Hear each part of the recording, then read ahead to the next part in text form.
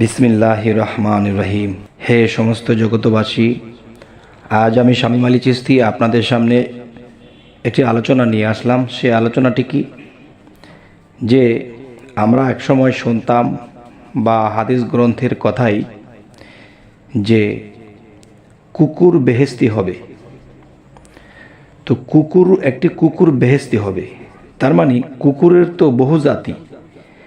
এখন কুকুর বেহেশতি হবে এটা আমরা শুনে এসেছি, কিন্তু আমরা কি কখনো দেখেছি? কিন্তু দেখুন, আমরা কিন্তু দেখতেছি যে কুকুর বেহেশতি হয়। সকল কুকুর নয়, তবে কিছু কুকুর বেহেশতি হয়।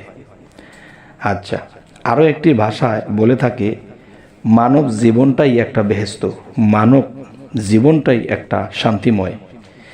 আচ্ছা, মানব জীবনটা শান্তিময় কি করে দেখেন, যে আমি অফিস আদালতে বিভিন্ন জায়গায় কাজকাম করতেছি, কিন্তু হঠাৎ আমার ভালো লাগেনি, আজকে যাব না, আজকে ঘরে বিরিয়ানি পাক করে খেয়ে শুয়ে থাকবো।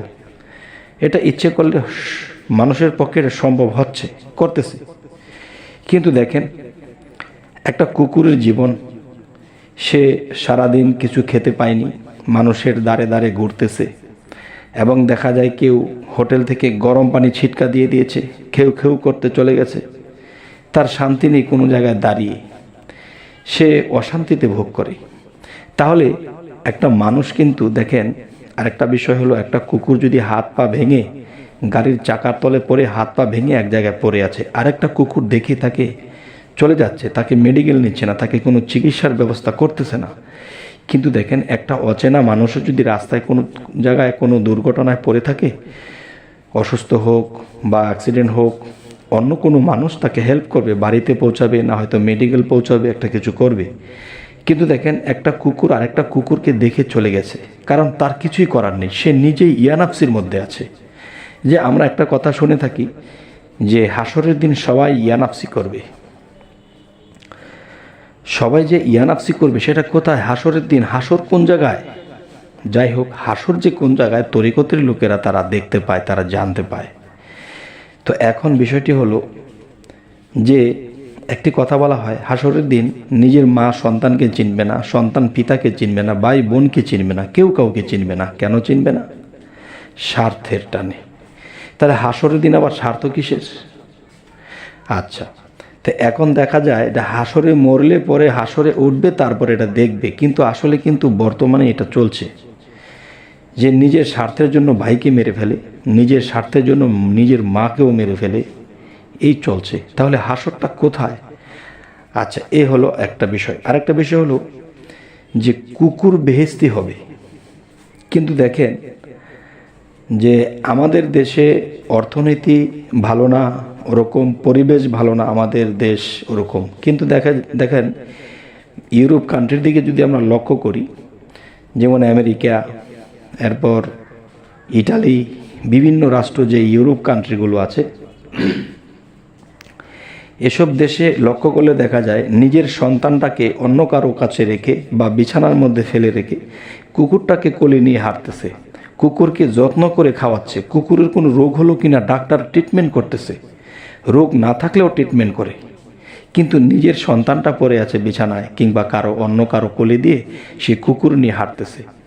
তাহলে এই কুকুর কিন্তু সন্তানের যে আদরটা সে নিচ্ছে, তাহলে শান্তিময় হয়ে আছে, রোগ হইতে দেয় না, তাকে না খাওয়াই রাখে না, কুকুরকে টাইম টু টাইম খাওয়াইতেছে, কোলে নিতেছে। তাহলে সে কিন্তু কুকুর হয়ে মানুষের কোলে উঠে গেছে। তাহলে কুকুর যে বেহেশতে যাবে আমরা শুনতেছি, কিন্তু যাদের চক্ষু আছে তারা কিন্তু দেখতেছে। বেহেশত শব্দের অর্থ কি? শান্তি।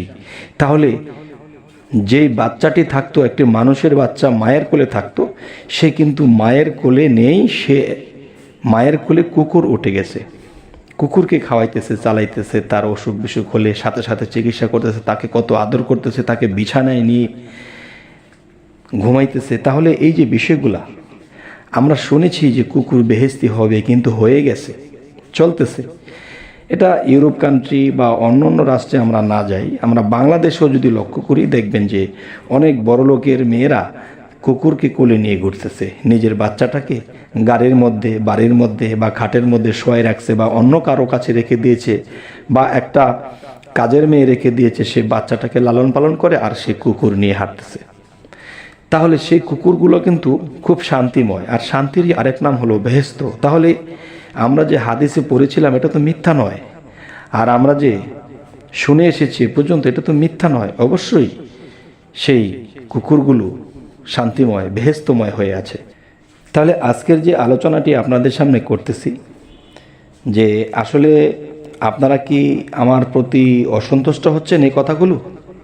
কিন্তু যাই অসন্তুষ্ট হন, কিন্তু আমি কিন্তু বলতেছি প্র্যাকটিক্যাল। দেখেন, মানুষের কাছে দোজকটা হলো থিওরিক্যাল, যে একদিন দোজকে ফেলে দেবে, এবং বেহেশত একদিন মানুষ পাবে, কিন্তু সেটা ওর থিওরিক্যাল, এটা কিন্তু শুনে আসছি। আর প্র্যাকটিক্যাল কি, যে হাসরের দিন কেউ কাউকে চিনবে না। দেখবেন যে স্বার্থের জন্যে যে ঘর থেকে বাহির হয়ে ঘরের মধ্যে আপনাকে বলেছে আপনার জন্য জান দিয়ে দেবে, আপনার জন্য অনেক কিছু করবে, আপনার জন্য অনেক কিছু সে ত্যাগ করবে, কিন্তু সে বাহিরে বের হয়ে যখন দেখছে নিজের স্বার্থের উপর কোনো আঘাত পড়ে যায়, তখন কিন্তু তাকে যে ঘরে কথা দিয়ে এসেছিল সে কিন্তু বাহিরে বের হয়ে সে পোল্টি দিয়ে দিয়েছে। সে বলে না না না, এগুলা ভুল বলেছি। তাহলে স্বার্থের জন্য কেউ কাউকে চিনে না। সেটি কোথায়? হাসরের মধ্যে, হাসরের মাঠে। হাসরের মাঠটি কোথায়? হাসর শব্দের অর্থ কি? মরুভূমি।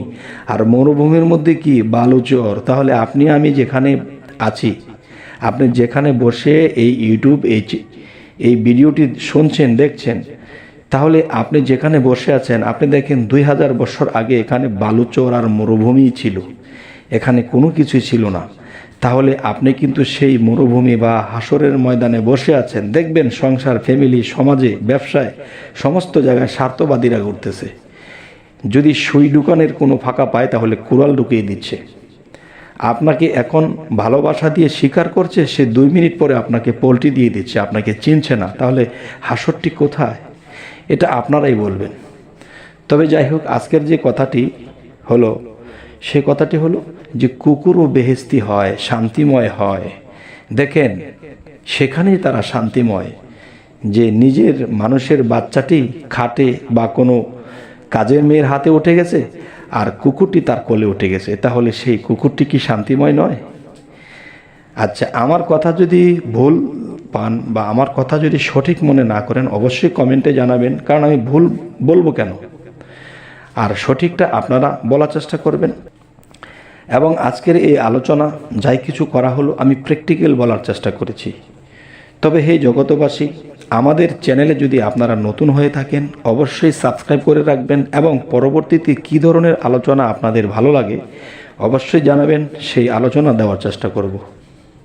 আল্লাহ হাফিজ।